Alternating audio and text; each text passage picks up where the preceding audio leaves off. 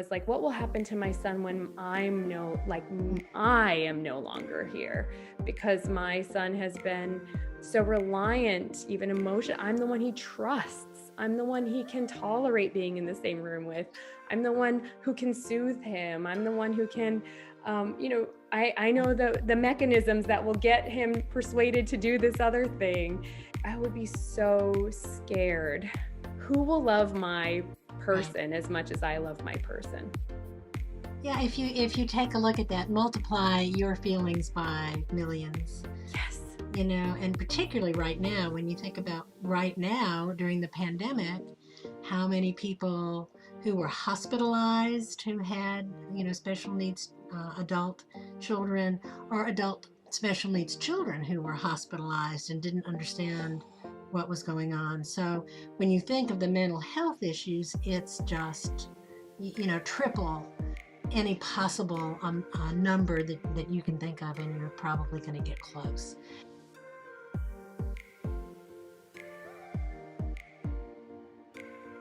You have a real insight. One, because you're the mother of Paul, who's atypical and living with an autism spectrum disorder.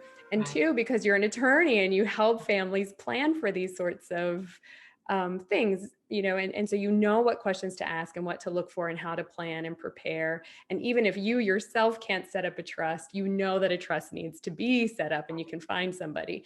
And so your insights are so important. So you're preparing for all of the basic needs: Right. housing, transportation, finances. Who will be the steward of all of this, Right. these resources, and making sure your needs are met. And then there's the other side, which is the emotional side. I know of one situation in which there was a family member who was taking care of an adult special needs um, a man, I believe, in New York. And that individual died, and there were no relatives close by. So imagine what happens. This is an adult who suddenly his only relatives are here in Georgia, and they've never lived with him, don't know him, don't understand what's going on. And that special need individual has never been here. And all of their contacts, things they're familiar with, were in New York, and yet he couldn't continue to live there. So, when your listeners are thinking about it and thinking about some of the problems you just don't anticipate, it's extremely stressful. It's extremely nerve wracking. We all worry about our kids, what's going to happen, even those who are typical, neurotypical. But that's why setting something up, you do the best you can.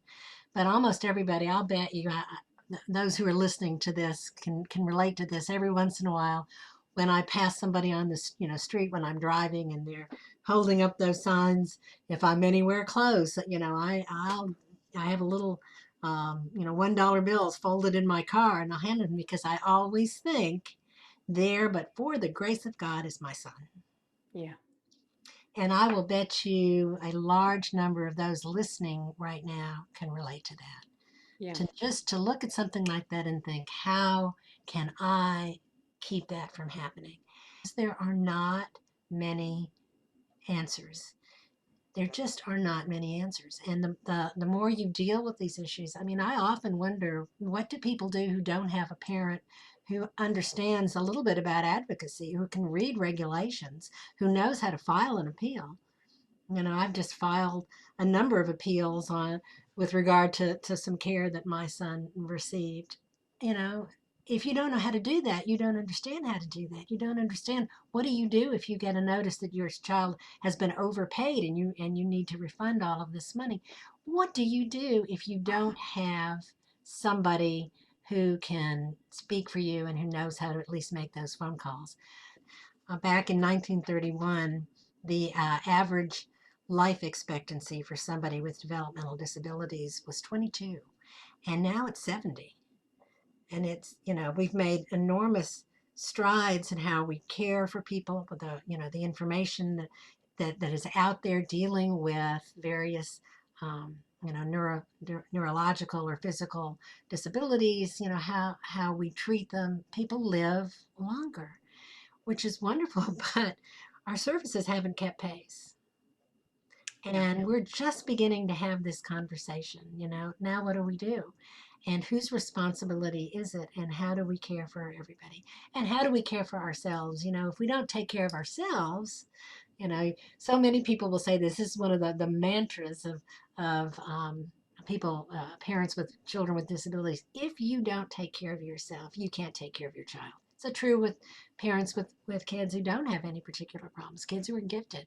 If you don't take care of yourself, you can't take care of your child. And, the services just aren't always there and people aren't aware of them. So, I wish I had the answers. They're not many. As you are entering your older adulthood and preparing for your older adulthood, you're also preparing for Paul's Right. uh, middle age and older adulthood as well. Right. You're anticipating what will happen when you're no longer able to care for him. You're sharing, there are some signs, you have less energy, you have less inclination to sit outside for a couple of hours while he plays tennis. There's driving at night, there's the transportation. So you're imagining and planning Right. for where will Paul live? Right. How will his funds be protected? And Right. so setting up a special needs trust, who will help him navigate these resources and living and financial Right. needs. So identifying someone in your family or looking at a microboard or some other advocacy organizations in your state or near you to begin this search Right. before you need it, before it becomes a crisis or an immediate need. So you can be very thoughtful about how you plan for these resources. And do I have that right? You do. That's a very good summary. That's exactly right. They add to that transportation. You And have to set transportation. up So mechanisms for transportation. I think it's so important that we're having this conversation today because there are a lot of barriers in place for families with non-typical adult children. And the resources and the recommendations that you have are essential. Right. But and to your point about mental health, that weighs heavily on the shoulders of um, older adult caregivers, Right. and there's the emotional toll of Right. who will care in the same level of love Right. and attachment and care for my Right. non-typical loved one. Who will see them? Like Right. that's the other piece is I would worry they're only going to see the condition. They might not see The my person. person. Right. And that would be, do you worry about that, Lois? Do you have Of that course. fear? Of course. Yeah. Of course. Of How do course. you work through that yourself? I mean, it's very difficult. I think that the thing that I found over the years that is the most helpful is a community of friends who have children who are now adults who are in different stages of life who have lived through some of these things, and just getting together with those folks and sharing stories and sharing resources. It adds a level of humor. Sometimes the things we go through are really funny to us, and sometimes just knowing that there's somebody out there who knows things, and there are little bits of information floating around in this universe, and you don't always know where to find those, which ones to grab. So I would say if you are a parent, even of a young child, develop your community resources. Find yourself a group of parents who are, living the same life you are, and Yeah. share your resources and share your stories. Share your mental health providers if you, okay, Yeah. somebody that you see that really understands. That will get you through a lot. Find yourself a community that can support you and can share some of Yeah. the burdens. Yeah. That's excellent advice.